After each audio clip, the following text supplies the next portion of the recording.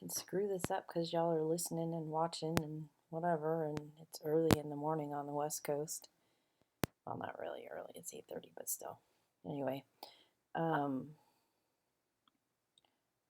what I wanted. That's what I wanted.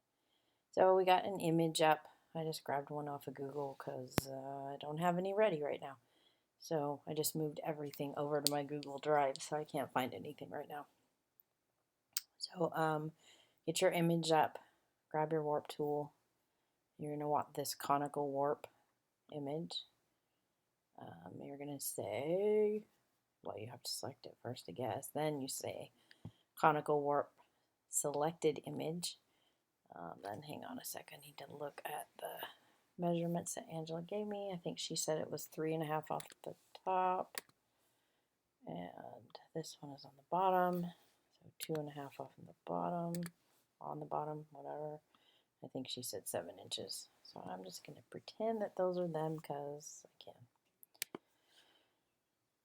I don't usually worry about the curving of the text and the stretching of the text. Usually, as long as the image is the size that I want it, it's going to be okay. You can play with it a little bit. If I wanted more of my image and I didn't want it cut off on the sides, then you can adjust the size of the image that you start working with. And then when it warps it, you'll either lose less or lose more.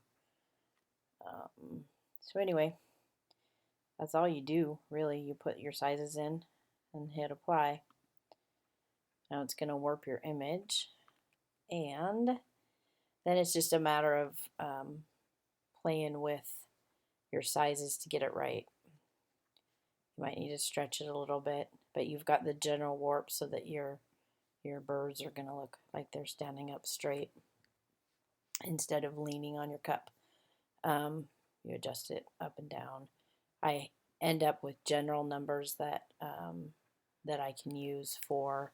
I know it needs to be 8.25 by usually about 10, 10.2 or so for a 20-ounce skinny warp, for instance. On this size cup, because I don't have one I can play with. I don't know, what your overall dimension should be when you're done.